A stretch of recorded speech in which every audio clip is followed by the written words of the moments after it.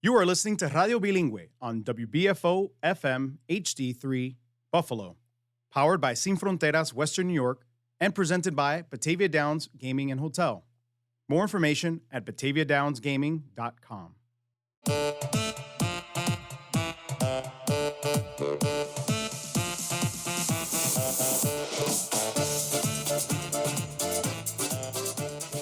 Sin Fronteras Western New York, Buffalo's media platform for Western New York Hispanics, producing bicultural content that informs, entertains, and inspires the forward thinking. Sin Fronteras Western New York, delivering bilingual stories, hot topic conversations, and the voices from our Latino community. Sin Fronteras Western New York, la única producción contemporánea en español y en inglés en la ciudad de Buffalo.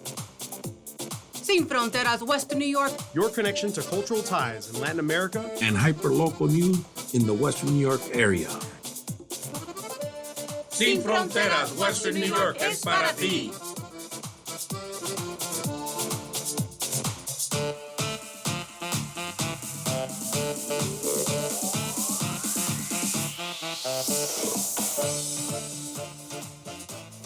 All right, welcome to yet another one of these episodes, one of these things. What are we doing here, Kaz? What is it that we do here?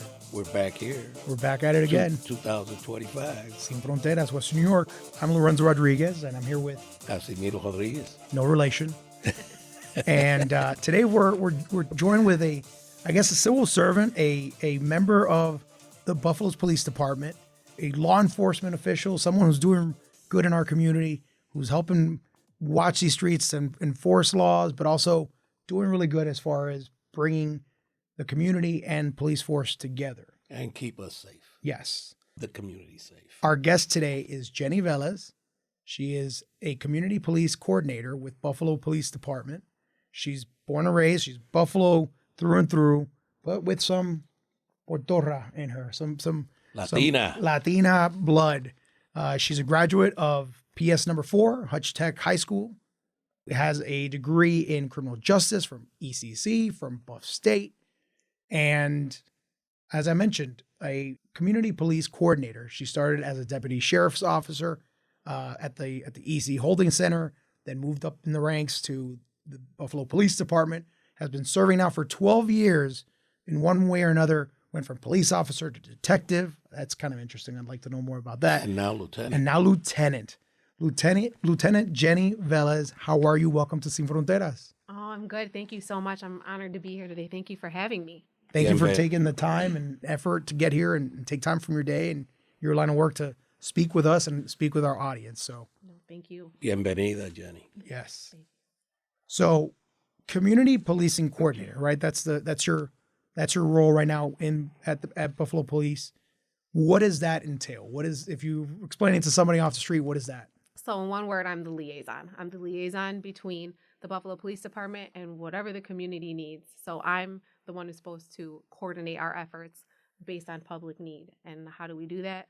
With our outreach efforts, with our patrol officers, with our community police officers are specifically assigned to that role. So I'm just the one who makes it happen when somebody needs the police somewhere for an outreach effort or just a police presence or some youth engagement with senior citizens. I'm that person who coordinates those efforts.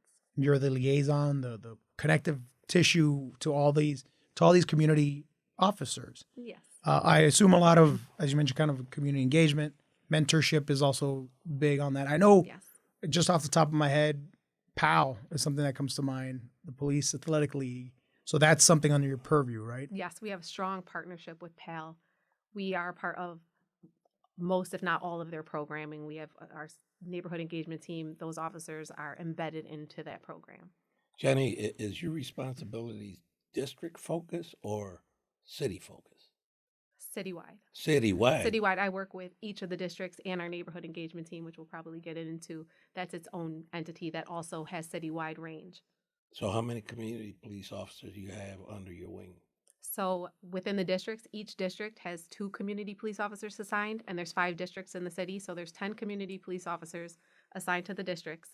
In addition, there's 3 BMHA assigned community police officers that focus on Buffalo municipal housing complexes. Then we also have our neighborhood engagement team, which is a separate entity, which is a unit of 10 officers and 2 lieutenants that focuses primarily on engagement and community outreach. So that's all your responsibility. It's all my responsibility. It's a team effort. It's a lot of ducks to have in a row. Yes. But as I said, the neighborhood engagement team has 2 lieutenants assigned. So I get assistance with coordination with them as well. And then each of the chiefs in the districts also assist with helping with their community police officers. So who do you report to? Directly to the commissioner or to the... Yes, I report directly to the commissioner. Okay. And I guess I like to start at kind of the beginning of everything, the beginning of your journey in law enforcement. How did you get into it? What inspired you to go down this route? So as we said, I'm born and bred Buffalo. I grew up in the inner city, the Perry Projects downtown. It was heavy crime, drugs, all the things that come with a low-income housing project. And growing up, I said, I just knew that there had to be something better. And I remember there was one police officer who would always drive down my street, and he would always stop and say hi. And I just remember, when he would come, everyone would scatter. I'm like, he makes it better right now. But he would also come and he would bring stuffed animals. He would bring toys to us. And I'm like, that was my first feeling of I want a part of that. I want to do that. He's making us feel better. It's okay to come outside. He's giving us something, just a genuinely nice guy who had a care and concern for the community and made it safe. And as cliche as it is, that's what I wanted to do. I'm like, I want to protect and serve. I want to make people, when people see the police, to have this feeling, and I want a part of it.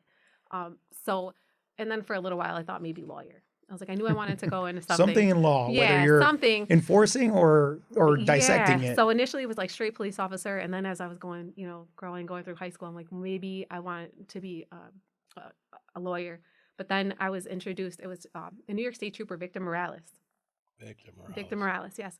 He was running a program. It was the law enforcement. I'm not going to remember the exact There's so many departments. What acronyms it was a program with Buffalo Public High School kids. It was a law enforcement program, and he introduced us to. And it was a voluntary program, so it was kids from all different high schools. We would meet at different venues of City Hall, Border Patrol at the Peace Bridge. And he had all different entities in law enforcement come in. So he would bring in Border Patrol. He would bring in New York State Police. He would bring in the FBI. He would bring in the DEA and introduce us to all these different agencies so we can have exposure to it and decide if we wanted to go into this field. Here's all these different options and opportunities. I knew right away that I'm like, I want to be home. I want to make my difference here. That's when I decided to go. I was at Hutch Tech in engineering. Even though I had these thoughts of police work and possibly being a lawyer, I'm like, well, I have this background in engineering now. It was heavy focus. We were I could do circuitry and things like that, genuinely. STEM before it was STEM. Yeah, right. So it was in that program. I'm like, I know I definitely want to be home. And while I was in high school, I had tried to explore different college options.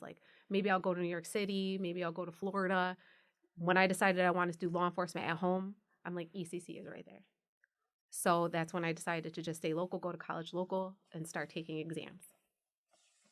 And now 12 plus years with the force, and now like I mentioned before, you kind of did different departments. Now it's community minded. Mm-hmm. The approach to community engagement. You mentioned at one point the public image of police. I remember, I think we're almost the same age. The DARE program. Yes. Drug Awareness Resistance Education. It's gone, the public image of police members has changed, but now in this role, how do you approach that, and how do you strengthen that trust between officers and people in the community? So I know you and I had this conversation offline before. The media and certain outlets portray the relationship between police and the public to be a certain kind of way. And I find in the city of Buffalo, because we're so interconnected and it's so close-knit and tight-knit, we naturally have a good relationship for the most part. I mean, there's those outliers where somebody might have a gripe. But for the most part, it's kind of natural and easy for us to come into the communities and not get as much pushback, and for people to be a little bit more open. However, we all know trust and a relationship aren't built in a day. It takes time. So our goal and our motivation and things that we want to do is have these specific officers and units be able to go out and spend the time in the communities. As we know, our 9/11 calls, they're coming in so rapidly, and you're going call to call to call, and you don't have the time to sit and have those long conversations with people when they just want to lay it all out, and the dumping in my yard and the neighbor problem, and it's been 5 days, nobody's come. They're not hearing me out the full story sometimes, but we have the officers who can go out into these community meetings and take the time to listen, just tell me everything. Then most of the time they'll bring it back to me and we'll make a plan. Like, how do we fix that? So I think with the Buffalo Police and our efforts in trying to change that image is to genuinely show the community we care, because we're dedicating officers to come out and spend their time to listen to what you need individually and as your community within the community. If you understand what I'm saying. Yeah, it's a non-urgent, more communal conflicts. I mean, I got to imagine you work with a lot of block clubs and just the general concerns of a community that sometimes aren't your headline news level crimes or conflicts. Mm-hmm. That's a lot of what I'm hearing. Right. And as our prior Commissioner Gamalia had said, like, we were very data driven. We are a very data driven police department. That's how we do our hotspot policing, which we'll probably get into that as well. So we know what areas we need to target based on crime stats. And sometimes perception is reality to some people. So we're seeing these shootings and violent crimes in this area, but over here, they don't even know that that's happening. They care about the one person walking through their yard and tearing up the grass, the neighbor's tree branch growing over their fence and knocking it down, the dumping behind their house, a vacant lot that's overgrown, and places that elderly can't make their way to the store because there may be some loitering, these lower level issues or quality of life issues. Mm-hmm. A lot of that, what you were just explaining, that experience basically takes you back to that one police officer with your experience in your community, bringing those stuffed animals and what have you, building that trust, that open communication, and genuinely caring, not just we'll hear you out and no follow up. No, I'm going to come back and I'm going to see how you're doing. Maybe we can have the mayor's impact team, Mayor Scanlon's impact team. They could come out. Maybe we can have them come and cut your grass, cut the vacant lot.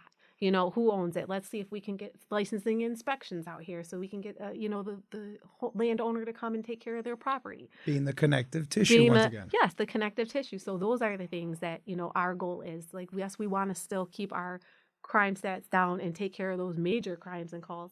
But there's this group of people over here, too, that they want to be heard, and this is really affecting their quality of life. And we want to be the ones that come and help them. And it's like, how do we do that with not letting this go wayside, the 9/11 calls, but still addressing these needs and issues? It's through the Buffalo Police efforts specifically focused on community policing that we're able to do that. You mentioned that mayor impact team. You're talking about that clean sweep initiative. Came under Mayor Brown, and then Mayor Scanlon continued it. So you're part of that. Yes, myself and the community police officers, we go out with the mayor's impact team and other community partners. And it's also data-driven in what area we'll go to based on the needs. The Department of Citizen Service and Oswaldo Mestre, his department, will decide and determine what area we go into. And then we'll go in with the community partners and the fire department, and we'll go door to door to door and see if there's anything that the community needs, any concerns they may have, anything we're missing. And then we'll work with them to address those issues. So you mentioned the community services department, the 311 calls. Yes. Do you get that? We do. So actually, they have, it's been a tremendous improvement to the system. So they have a Salesforce app now that all of our community police officers and district chiefs have access to. So before, it was going through an email, and they'd have to print these emails out, and it would pile up, and there was no real accountability for follow-up. So now with the updated technology with this app, it's kind of like case management. So as they filter in the 311 calls, like if it's a police department call or forestry call, it'll get filtered to the right department. And then there's a follow-up on there. So each one of our community police officers has access. So if that 311 call is associated with their district, it will go to them, and they have to put in there, they have to respond to it and either reply to the person or document what they did to resolve that issue.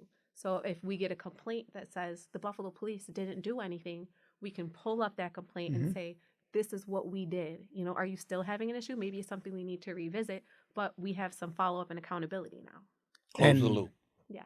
What I'm hearing is great, because as a sports mind, stats guy, I assume it gives you a lot more metrics to to also work off of and identify some of those hot spots you mentioned, or just places that need a little bit more attention, or a certain kind of resolution or conflict resolution is required for certain areas or repeated issues. So Right. And it stops those 9/11 calls.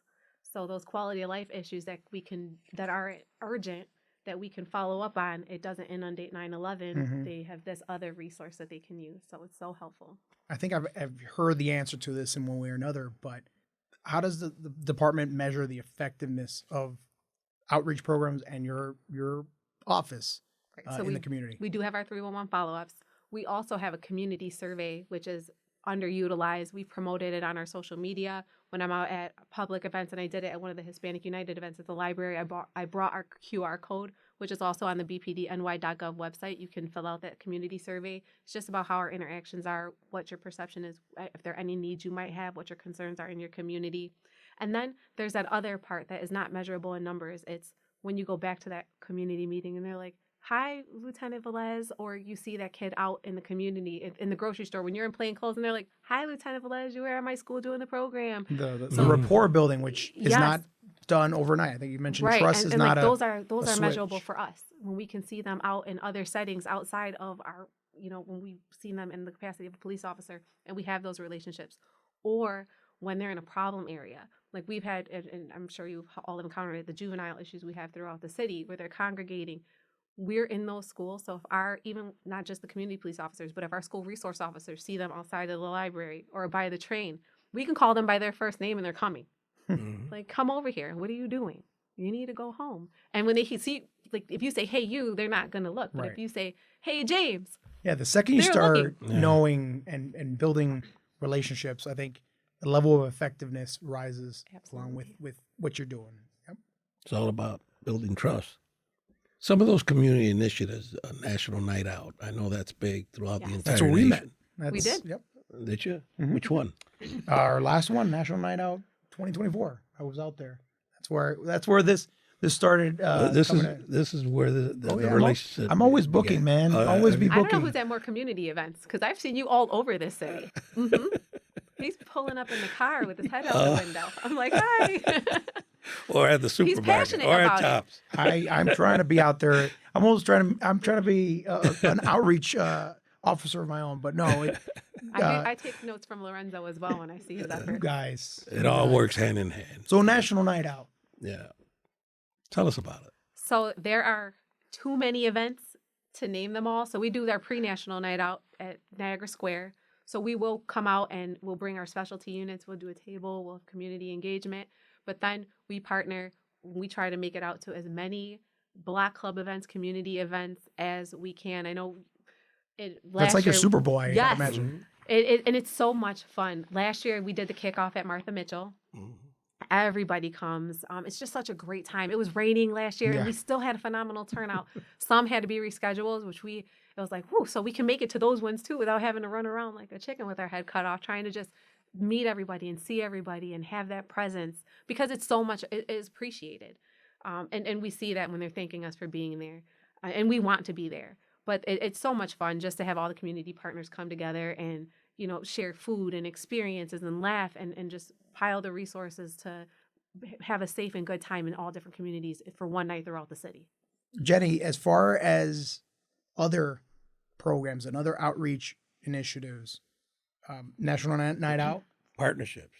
fantastic. Yeah. Mini notifications program. So yes, we do our mini custom notification programs. We get our lists of our candidates through the ECAC. We get a list of people who have been involved in crimes or are at risk. What is the CAC? Erie County Crime Analysis Center. Oh, okay. Glad you asked that. Yes, we're lucky we have them right in our headquarters. So they're just a resource that is there at our disposal. They're countywide, but they're at our home base. So we take advantage of them as much as Convenient. possible. The analysts are phenomenal. So we get our list together of the candidates that we feel may need some intervention. And with officers, we have a partnership with Pass Stones, and we actually have a counselor who's going to come, or case manager who's going to come out. And if a candidate is interested in joining the program for educational or workforce development, or if they don't fit the path, those criteria, that case manager can refer them to other programs so that we can try to reduce either the recidivism with that individual or keep them from engaging in some type of criminal behavior by getting them into a program or something productive. And then Jenny, another program which not directly under you, but I read a lot about because of the funding that's been provided for it, but Community Responder Pilot Program. I saw that the Partnership for Public Good, that was a big initiative for them. But I guess what can you tell us about that that initiative? So I know currently with the Buffalo Police Department, we have our behavioral health team. We currently have a dedicated set of officers. All Buffalo police officers are crisis intervention trained. This specific set of police officers are also crisis intervention trained, but they go out with a clinician. And they go out, and because we don't know if there's going to be the potential for violence during these encounters. And sometimes patrol, who's not assigned to BHT, can encounter a call that is determined to be a mental health crisis, and we can call for the behavioral health team to come and assist when they're available. And the reason for that is just that, like, if social workers go alone, they also don't know if, and mental health workers, if that's going to be, what that situation is going to be when they go in there. Is it going to escalate? So our response is with our behavioral health team, with what we're doing right now, is to put the clinician with the officer so it's safer for everybody, and that this individual has a clinician there who is trained and has much more training than officers in those areas, and can also do the referrals and outsourcing of services that they may need on the spot. That behavioral health team, are those police officers? Police officers with a clinician. That's a civilian through Endeavor. Through Endeavor. Yes. How long has that program been in existence? It was initially run under now Captain Byer. It's been some years now. It's been at least a few years. Yeah. And I guess it takes a village in many ways. You have to partner with not only community leaders and community organizations, but people like the Peacemakers and Stop the Violence. Yeah. Explain some of those inroads that you've made with organizations such as those in helping to enhance or strengthen your So we work mission. hand in hand. I have a very close relationship with our Peacemakers, Stop the Violence, everything under the umbrella of Back to Basics, Fathers. There's tons of programs. We work with Most Valuable Parents. We work with SNUG. So there's a lot of street outreach partners, anti-violence disruptors, credible messengers, that there may be areas throughout the city or groups that just historically they just don't trust police, but we use our partnerships with them to either break the ice for us to come into those areas, or they share with us what we're having, the issues we're having, and we share with them, like, okay, can you maybe go over here and see what's happening with these groups? We may not be able to get in there ourselves and get the information that we need, or to have that relationship with them to say, hey guys, we know you're going down the wrong path. Or some members within those groups already, they have a relationship with Peacemakers, and they will go to Peacemakers to let them know something may be happening. And for safety, they can let us know, but they can help us quell that before it even starts. If you understand what I'm saying? Yeah, so those absolutely. relationships are invaluable because they have that street credibility, if you will, that police officers, the public perception, we don't have that. Even though most of us are part of the communities, it's still we are police officers. Yeah. So we're working to bridge that. There's an apprehension. We need our right street off the outreach bat. partners to help us build those relationships and trust. We got one community builder and networker here next to me, but you're kind of like that. You're the same ilk. You're talking to folks, you're building relationships, and ultimately getting to a place where it's a safer, more peaceful community for all. So I'm assuming you got to be great at a party, work in the room, because it's kind of what you have to do in a way, right? Yeah, and like a lot of, and I'm sure Casimiro can say too, like a lot of the relationships just happen because we all have that genuine care and concern for the community. So it's not necessarily like it organically happens. Like it's like you're working a room, but you're like, oh, you have this, your organization can provide that. Oh my goodness, I would love to share that with the officers, or you can bring this, help the department in this way, or we can help you that way. So it's a lot of, exchanging back and forth. Like, what benefits we can have for each other and how we can best serve our community collaboratively, because as we say time and time again, it takes a village. No one entity can do it alone. And you may be able to walk into a room and deliver a message more effectively because of who you are and what you represent. And I can go in and it won't have the same delivery. So we have to, it doesn't matter who delivers it or how, just finding the right entity to put in there to deliver the message. And like that, especially like with our street outreach partners, like they may not want to hear Lieutenant Velez say it, but if Murray Holman for Stop the Violence goes in there and they might listen, their ears might open a little bit just because of the relationship they have with him. And like, that's why it's just so important to just connect everybody and just try to learn as many resources and different organizations and programs that we can to make our community better and safer. Do you find yourself invited to many community groups to have these discussions, these lectures, these orientations? Oh, absolutely. And it's across the board, across the city, from youth groups to senior groups to refugee and immigrant on community safety. So we're welcomed in many different areas and spaces to come in and try to help the different groups throughout the community be safer, and for us to hear their concerns and how they would like to see the police in their community, what they need from the police, and it's the two-way street. So I feel that we're usually welcomed and invited in a lot of places. I'm sure that a lot of this also happens in the schools, that you go and talk to the students. Oh, absolutely. We have a youth engagement program. Oh, you do? So we go in. Last school year, we were at East High School.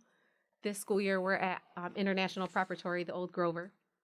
And what we do is we bring our neighborhood engagement team in, and we work with the students. We do scenario-based programming where we might do car stops or different types of scenarios that we see that age group engaging in, and then we'll let them be themselves, and then we'll be the police, and then we'll act like how they act out in the community sometimes, and then we'll let them we'll role play the scenarios. We'll let them be the police, and it's usually like a really good icebreaker. And then we'll decide as a group what kind of project we want to do with them. So at East last year, we did the emergency response plan, the lockdown, lockout, and shelter in place, how you respond if something happens in your building. We did an instructional video on that. And this year at iPrep, we're doing car stop etiquette, like how you should behave during, how you should act during a car stop. So, and it's de-escalating wonderful. Potential. Yes, just, like, proactively. Yeah, what you should do and why. How to make the car stop go as fluid as possible without any, issues. So in the high schools, yeah, we love having programming in there. We have our school resource officers who are assigned to the Buffalo Public Schools and actually all the schools throughout the city. So they build relationships because they're there all the time. That's all they do is respond to the school calls. And then we have our programs within the schools. Based on your experience and with your background, what do you see as some of the challenges that community members face in terms of just public safety? And primarily, if you have any insight on the Hispanic community, what do you see? So I feel like in regards to public safety, one of the issues that we have is like lack of reporting and like some of those issues, and that's why we're trying to like go out to the community meetings. That's what the trust factor. Yes, the trust factor for them huge. to tell us like what's happening. And I think that's like one of the major issues. Like I went to a community meeting last night with our commissioner and the chief of a district, and the residents had a bunch of issues that we had no 911 calls about. We had no awareness that this was happening in that area. And like we were glad to have had that meeting to bring it to our awareness so we can patrol that area appropriately and put in the resources that we need to put in those areas. So I think that is one of the challenges is just getting the information to us, and like outside of the 911 reporting and the data-driven policing is just finding out what is happening that's not reported or what the community needs. And I feel like the way our department right now is facing that issue is by having the community police officers, having these community meetings. Each district throughout the city has a consistent monthly community meeting. Mm-hmm. Community police officers and myself, we're at the block club meetings, we're at the board of block club meetings. Anything we can do to try to get that information back to the department to ensure public safety or the quality of life things, as I've said, previously, the issues and the concerns that the community has that we may not be getting in numbers through computers. Right. That is like a major challenge that we have right now. Is just making sure we're out there as much as we can be. And you're engaging with folks who are, you mentioned block clubs and just folks who are generally concerned and plugged in and know what are the goods and bads going on around them. So I applaud the department for taking that proactive approach, because it's preventing things from escalating or getting much worse, and really bringing in folks into. I remember neighborhood watch. I don't know if that's still a thing, or I assume the block clubs kind of took.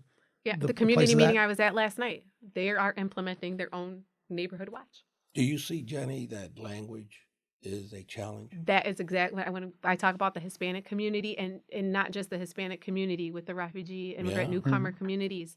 That is a challenge. And culturally as well, like things they may have experienced outside of this country, and especially with police, with mistrust, corruption. How do you things navigate like that. situations like that, or So, that experience?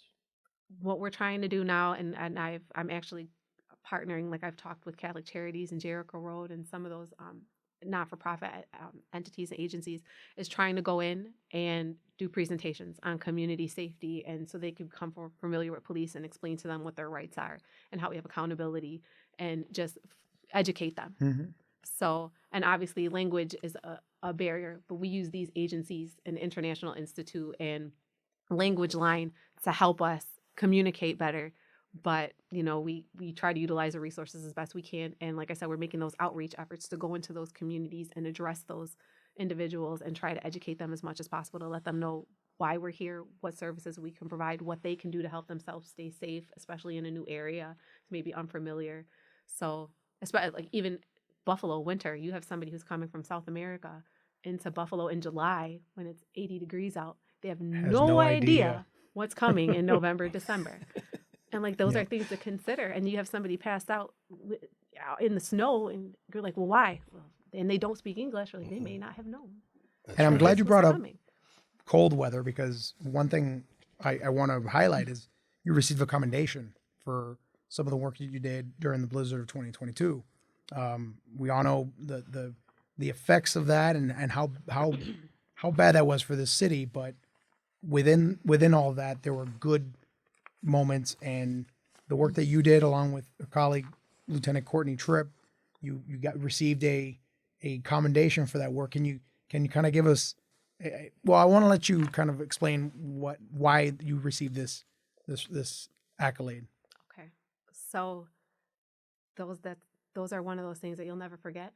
And it just happened so fast that day. Like, I remember if I had gotten out of work on time, I probably would have got stuck in North Buffalo shopping for Christmas, because it was a couple days before Christmas.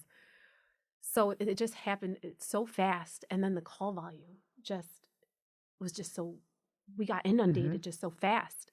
And then people started coming to the station house because their cars couldn't move. And nobody was prepared for how fast it came, and nobody could foresee what was going to happen that day. So at the time, we didn't have like the bedding we would need. We didn't have the food we would need. Our 911 system became inundated with calls to the point that you couldn't even get the new calls anymore. You couldn't see when the calls were coming through. So fortunate, she's been my friend since we were probably 8 or 9 years old, Lieutenant Tripp. We get stuck together in the situation. Best case scenario for me. So together, we're like, what can we do? Like, we're the lieutenants. We're the supervisors here. We have this team of guys. How can we be effective? Initially, we were able to mobilize. So we took our detective laptops because the power went out. Our lines of communication went out in the station house, so we had no computers to look at the calls. So we took the detective laptops that had wireless capabilities, and we tried to go through the calls that we could see. And we started calling ourselves, people that were close to each other. So initially, we were able to get our officers to those people. We had a woman who, one of the scenarios was she just had a baby and was released from the hospital. She had a newborn, and she was stuck on Walden. So the city had, I can't remember who they contracted with, but we were able to get payloaders. So we had a caravan of officers who we gave them a cell phone, and we had our cell phone, and told them where to go to rescue this woman. So the payloader would move the snow and the cars out the way, and was able to bring as many people back before the payloader door broke off and he couldn't operate anymore. And then they also have regulations where they can only drive for so long. So then we lost that resource.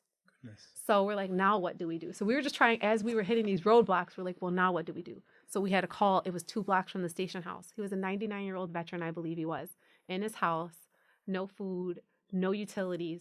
Our officers, we told them, they walked over there and carried him back to the station house. It was incredible. What district? C, Barry C. Fillmore. The officers walked over and carried him back. So at the point where our cars were not able to mobilize anymore, they were stuck where we had officers stuck off of ferry for over 24 hours in their patrol car, unable to move. So we're calling them and making sure they're okay, that their tailpipe, they're cleared out. So, so then we started going through the calls. We're like, well, how we have rescue calls, people who were in medical emergencies, fire couldn't mobilize, ambulances couldn't mobilize. So we brainstormed. We're like, well, let's see who's close to each other. So we'd have a nurse calling, say, I'm trying to get to work. We're like, are there any medical emergencies near that nurse? So we'd say, call the person in the car with the diabetic emergency and call the nurse. Hi, nurse. There's a gray van with a man and a woman. He seems to be in diabetic. Can you go over and assess him? And then we call the van. Like, don't be scared, because people were scared. They didn't know if somebody's going to try to rob them or take something they had. We're like, don't be scared. We're sending a nurse over there. So we tried to do, mobilize people like that. You had to put on a lot of hats and know a lot of resources, citywide resources. Quickly.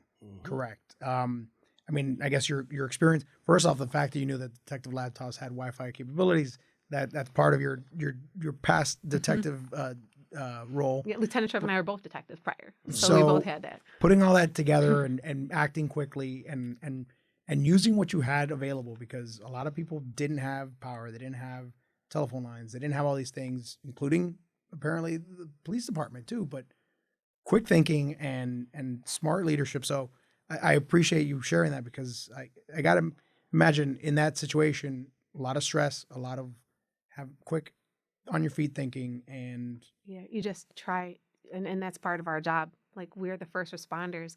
We are there when the people are in crisis. We have to activate. We have to move. We have to figure it out, because if we don't, who will?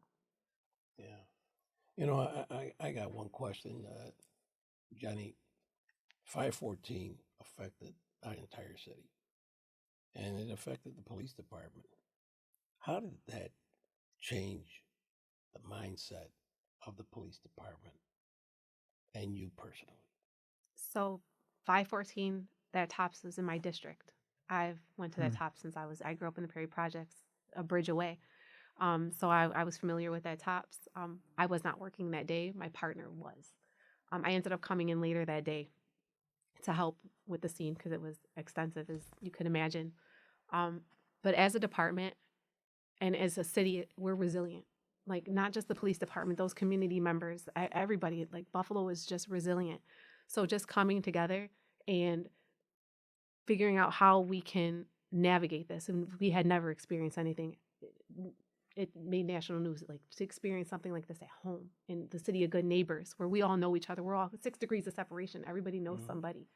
So from the community going through that trauma and trying to recover from that, losing that food source, losing loved ones, everybody who was affected by that, and then also the officers who had to respond to that scene, who had to hold the scene, who had to deal with the community members who were mourning. And then there's a response of how police respond in dealing with that as well. So it was multifaceted in how we were going to respond to that and how we did respond to that. And there's still effects of that today. And like, part of that is like with our health and wellness and mental health and following up with officers after you're involved in those type of incidents. But as a community, the Resiliency Center was developed. The Western New York Resource Council stepped in and provided food. NFTA stepped in to provide rides to people to grocery stores. We were out there with our community police officers and our neighborhood engagement team, just helping people navigate and figure things out, and providing resources and connecting to people, to different needs of people, to resources. And then also there was that counseling, like, the community came together and set up shops right on site for the community if they needed to talk to somebody or they needed help. And our department also took that in consideration, what the officers had experienced. And they made accommodations for those officers. And all the way up until this point, it's 2 years later. Yeah, it'll be 3. But we have a health and wellness coordinator. We have a lieutenant who oversees EAP. So we have a lot of programs now that are helping officers. So it's a lot, and we're still learning, and we're still making progress on it, because, like I said, it's still fairly recent.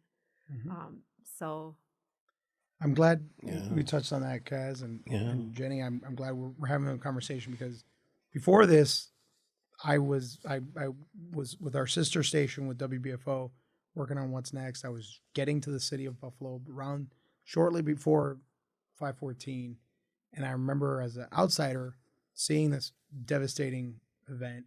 But what you said, the resiliency and the community pulling together. Yeah. I had a lot of folks that cared about me saying, "Hey, you're moving to Buffalo. Are you sure about that?" And I said, "I see the positive.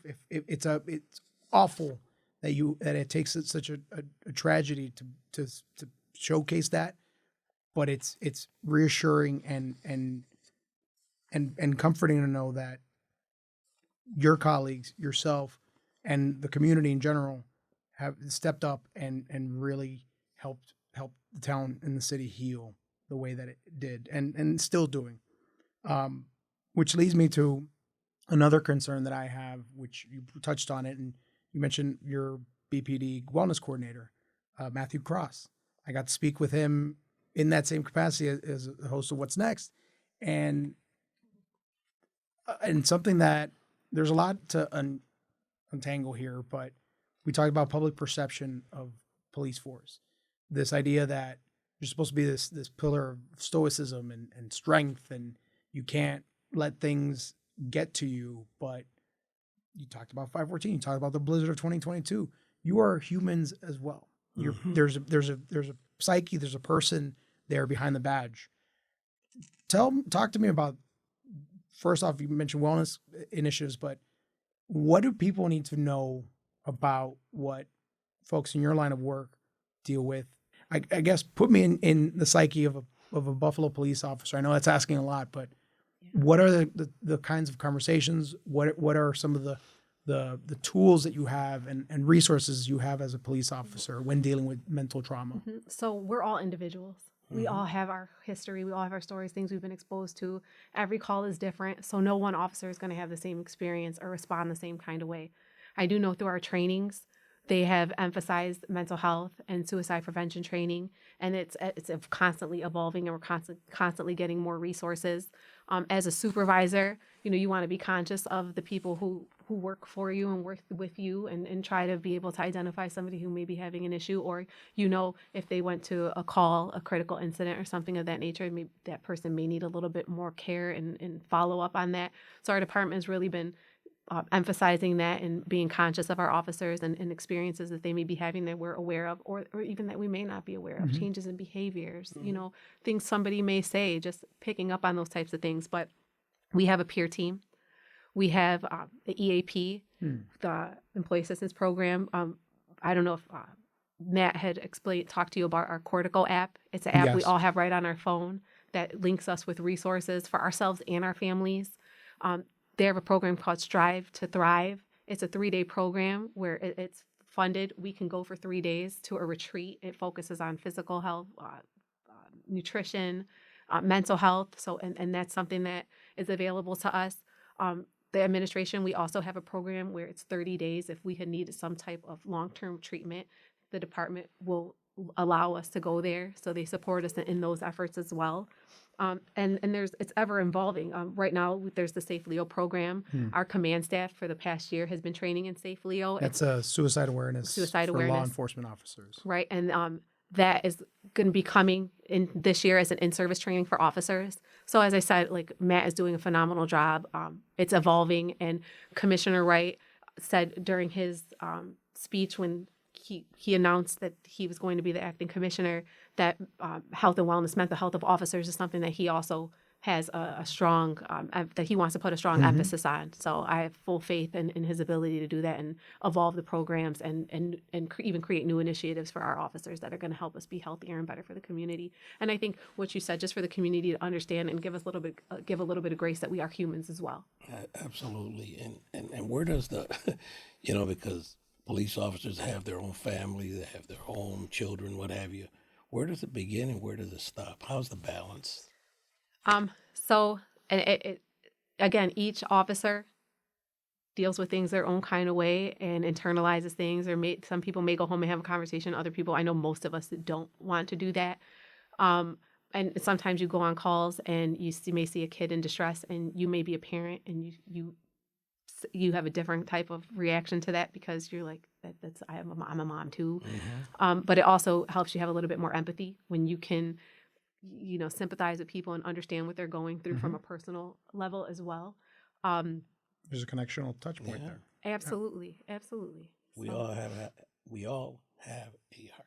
That's right. So, I mean, you try when you go home to say, and in the academy, they try to tell you that too, like hang the cape in the locker on your way out the door. Sometimes it's difficult. And sometimes it's difficult. Sometimes it sits with you, when you see something tragic happen or, you see somebody going through something terrible and you're thinking about them. Like, I wonder how they're doing, and then you might be watching TV and like, what are you thinking about? You don't want to be like, oh, did I see him today? You know what I mean? But officers are resilient, and we're trained to deal with this. And we're, they in the academy, they try to explain to us what we're going to experience, but you never really know until you're out there dealing with it. But I feel like our department and especially with our health and wellness and the things they're preparing us for, and that it's like we've talked about it before, Lorenzo, the stigma that may come around, officer. There's, I think in our case, there's double, because not only is it the culture of law enforcement that you have to suit up and off you go to the next call, right? But also the Hispanic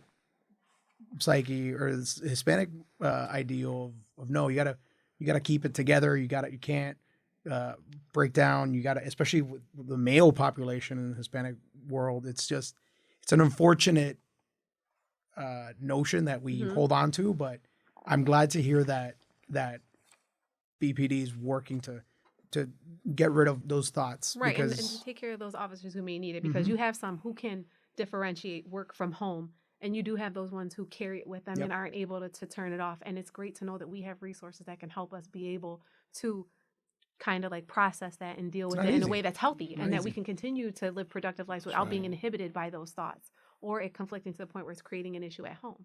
So those are all things that, I'm grateful that our department is providing those resources. And I'm immensely grateful. I think I speak for Kaz, the fact that you opened up, and we talked about two components here of your role that are they're heavy, and that's mild, putting it mildly.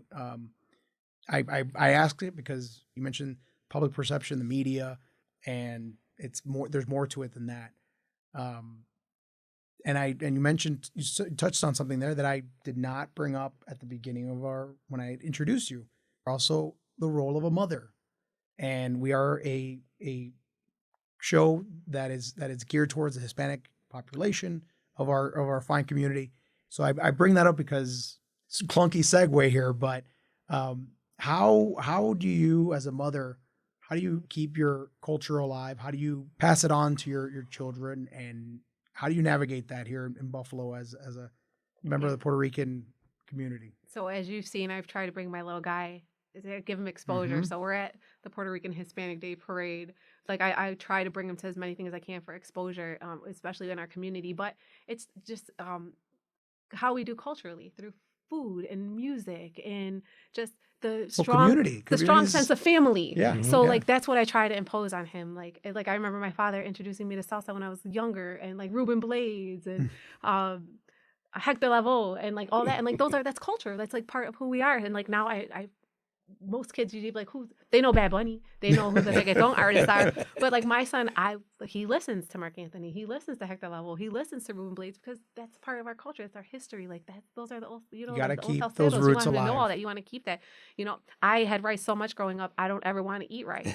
But go to my mother-in-law's, like, have him try rice, have him try pasteles, have him try pastelillo. Like he loves it. So like those are the ways. How many children do you have?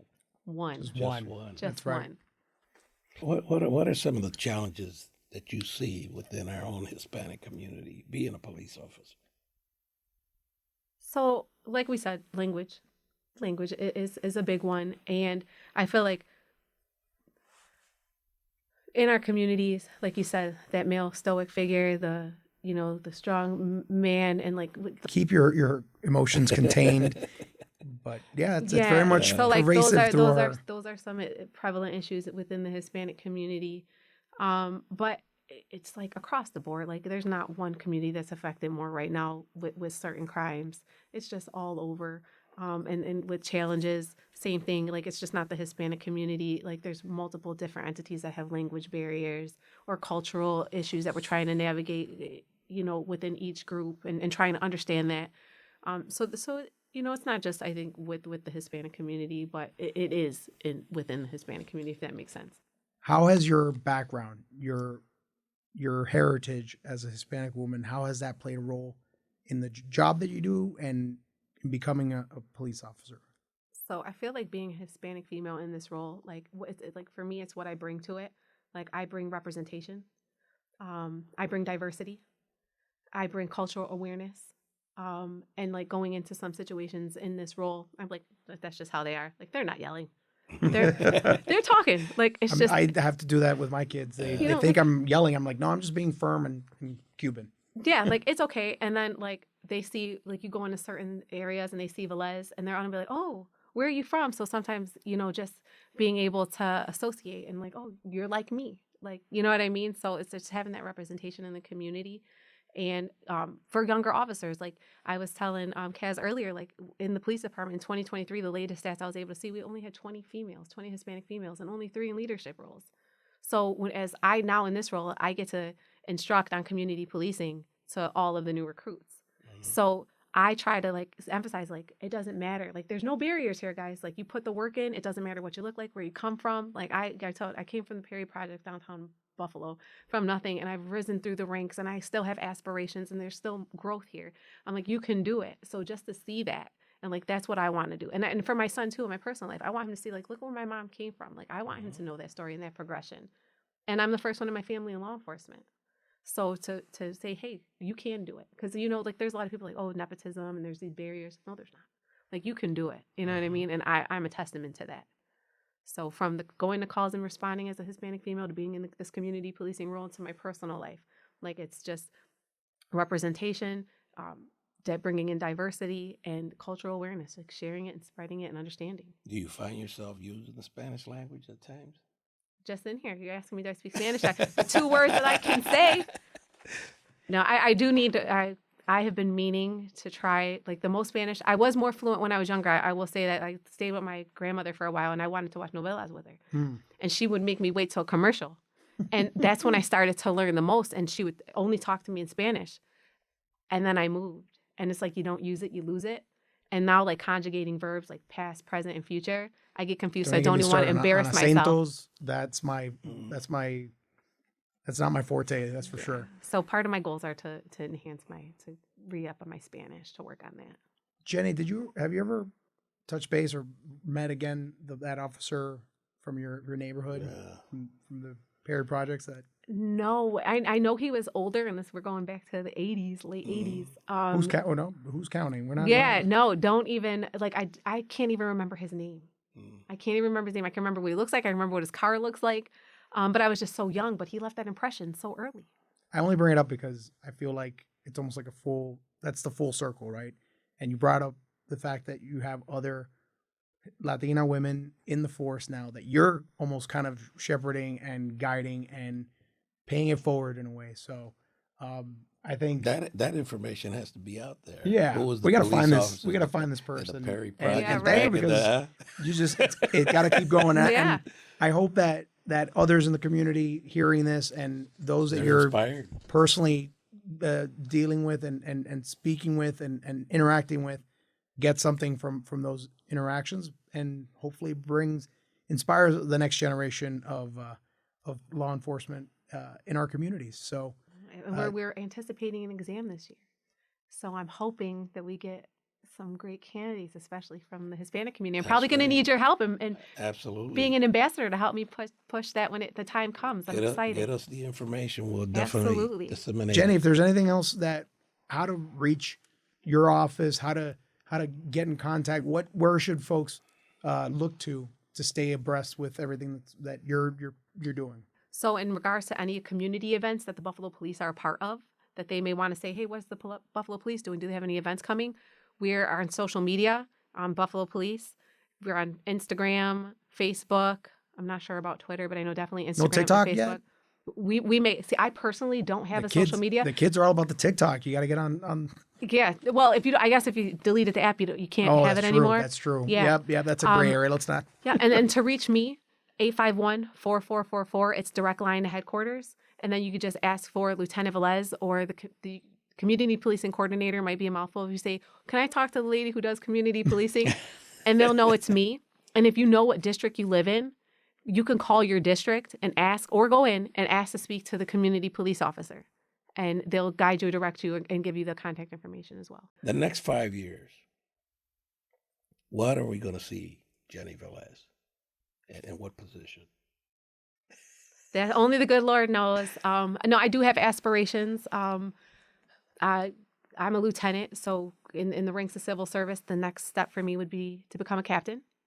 I did take that exam. Captain I did Velez. score number one. You're number one. I'm on number that, one on that list. Yes. Well, you better let us know when you get promoted. Yeah. So and good, when it's supposed to happen, it will. It will. So that's hopefully next for me. But I love this position. I love the community policing coordinating position, and luckily, if I do get promoted, I could stay in this position. So I'm just looking forward to enhancing it and growing it and making more connections and really having an impact on our community, the city as a whole, and especially in the Hispanic community. As I had said before when we were talking offline, I said, I predominantly worked on the Lower East Side of Buffalo. And with working, I didn't have a lot of time to engage in like community groups personally and on the job, especially in the Hispanic community. So now that I'm able to, I immediately jumped on with the Hispanic Heritage Council. I met Zenora at a Saturday Academy at a school, the Buffalo Public School Saturday Academies, and I'm like, I want to be a part of it. So she has gotten me into the volunteer side of it. And it's been so rewarding. We read to little kids during Hispanic Heritage Month at the Exploring More, and that was amazing. Yeah, so and I love the things that the Hispanic Heritage Council is doing in the community. Like it's really impactful. Well, and we love the things that you're doing. Yes. And thank you very much for coming in, Jenny. No, and I thank appreciate you it. just for doing what you're doing to And for being Jenny strengthening Velez, Lieutenant Jenny Velez. strengthening the bonds between law enforcement and the community, enhancing public safety, and like I said earlier, inspiring the next generation to do the good that you're doing. So No, thank you. And it couldn't, I couldn't do it alone. And with the support of Mayor Scanlon and now Commissioner Wright and the whole Buffalo Police Department, the team, the officers that we have behind us and bringing the vision to life and making these initiatives and programs happen, we're so grateful. And it really comes from a place of passion, from the mayor to the commissioner to the patrol officers to the community police officers. And one of our officers, actually, we have another one, a community police officer, Jessica Velez. She's Spanish speaking. No relation. Yeah, she's Spanish. there's no relation. There's another. Yeah, but she had said something really good to the recruit class. I brought her with me. And she's like, and she was a newer officer, and she tells this recruit class, she's like, you don't need a C in front of your title to be a community police officer. We're all community police officers. And I said, Jessica, I'm going to use that That's a from great way moving to forward. put it. But that's the mindset from the top, from the upper echelon, from the mayor to the commissioner to brand new officers who are coming on patrol. So it's collaborative, and we can't do it alone. And to have that support. Well, Lieutenant Velez, thank you Yes. for Thank serving you. and protecting the citizens of the city of Buffalo. Thank you. Thank you. Casimiro, Kaz, Great show. great show. I mean, they're all good shows, like we always say, but this felt good. Folks, you've been listening to Sin Fronteras, Western New York, on Radio Bilingüe, HD3, 88.7 WBF. WBFO. Have a great one. Nos veremos. Hasta la próxima. Hasta luego.